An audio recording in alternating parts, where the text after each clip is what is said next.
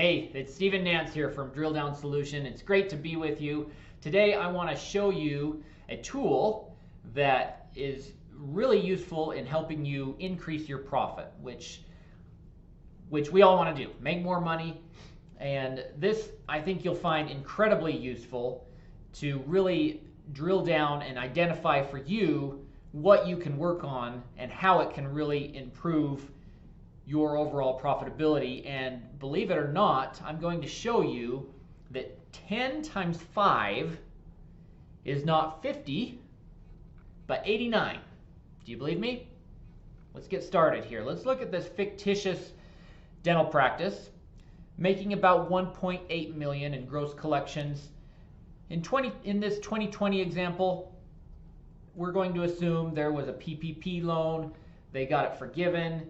They ended up with net income of about $700,000 for the year. Obviously, the PPP loan was a one-time event. We're not expecting that next year. Really what they earned as far as their operating income was this $445,000 that was available to pay the owner dentist. Plus, we've got an associate in here.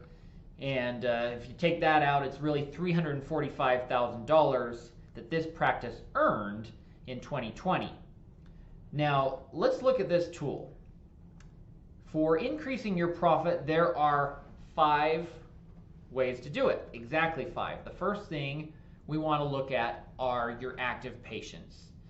Now, you'll get this from Dentrix or whatever patient management software you have, or if you have something like Dental Intelligence that will pull that information and show it to you. You should know this, and a lot of those platforms use the last 18 months as your active patient count. We use the last year as really that's really the patients that have been in to see you and that really are active in the last year. But whatever you use, whether you use a year or 18 months, what matters is really that you're consistent in the way you use this tool. So let's start. In this example, let's say our active patient count is 2,300. Now, transaction frequency is our next focus area. How often on average, are your patients seeing you? Let's say, in this example, it's 2.5 times a year. Okay? Now, let's look at collections. We'll pull that directly from the P&L here. 1.8. Now our gross profit, we're also going to pull 1.5. And our overhead expenses, if we go over here, that is these operating expenses here plus the associate that you're paying. We're going to leave the owner compensation out because that is part of what the owner compensation is part of your overall earnings. So we're just going to kind of leave that out. What this dental practice earned was this $345. We already mentioned that. Now there's some numbers that are kicked out in this tool here. So this transaction value is on average what you're earning from each patient that comes into your practice. $313 in this example. And cost of goods sold is a percentage of your collections. So for this 1.8 million that you collected, 16% of it right off the bat went to supplies and cost of goods. And then another 1.2 million or 65% went to overhead expenses. That is high. But a lot of you have seen that in your practices now or maybe in the past when you were starting out. So these are the numbers we're working with here. Now let's go back to these focus areas and think about what you can do to improve the active patient count. You can do internal marketing, you can do external marketing, spend some money or not spend so much money, whatever you can do. There's got to be something you can think of to increase that active patient count. Now, if we knew you, we could help you identify some of those things. But let's say that you can increase that by 10%. That should seem doable to basically anyone.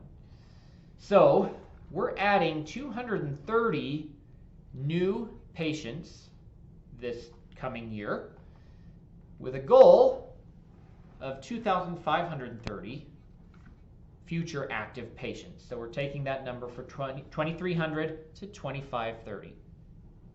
Seems doable. Now, transaction frequency. What can you do to bring that up? First of all, are all your hygiene appointments getting rescheduled for at least every 6 months? And are people coming in for their treatments that they need? There's ways to definitely increase that, and we can work on that. But let's say you can increase that by 10%.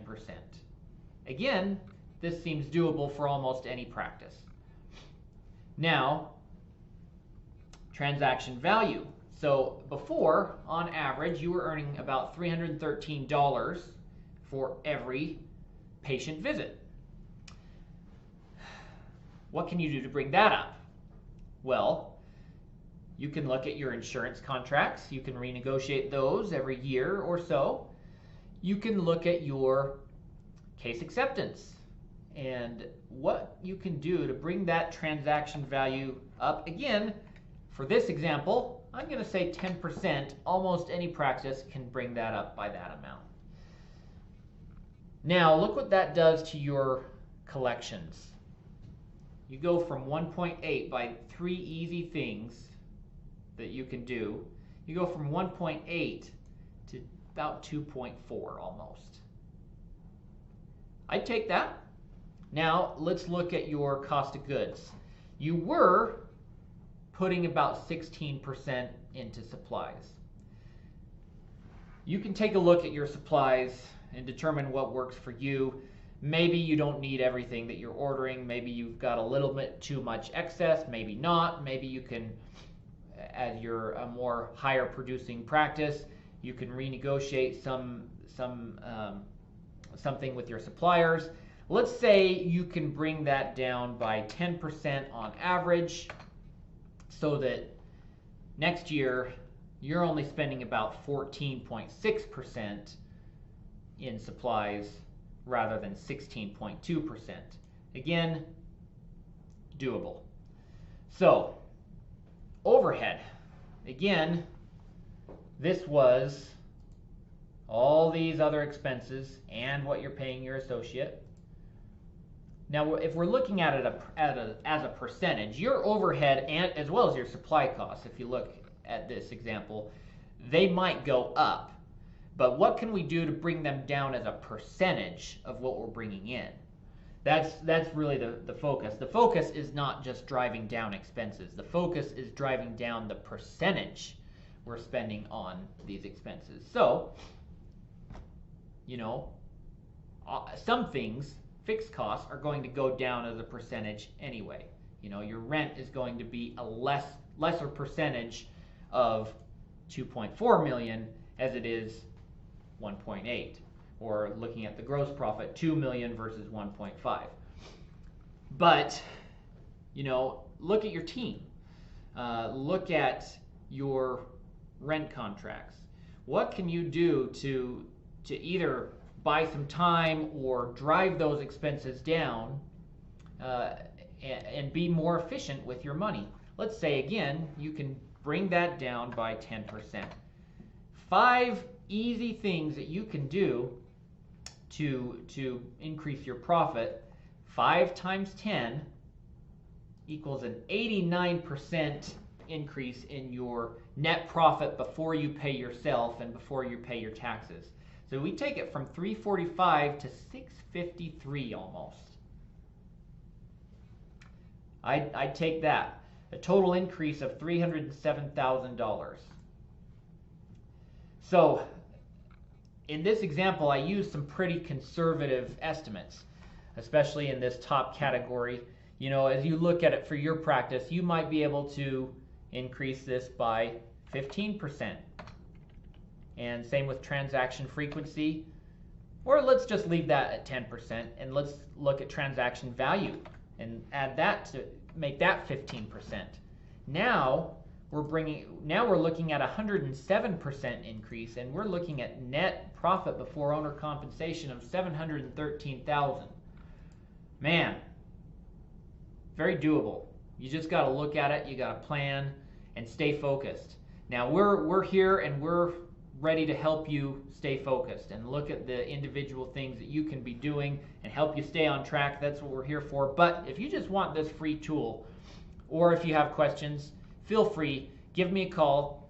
My number is 801-225-8474, or my email is snance@drilldownsolution.com. I should have put that on here so you can see it. Also the phone number, there it is. So look forward to hearing from you. This is a great tool, and I'm excited to see what it can do for your practice. Look forward to talking to you again soon. See ya.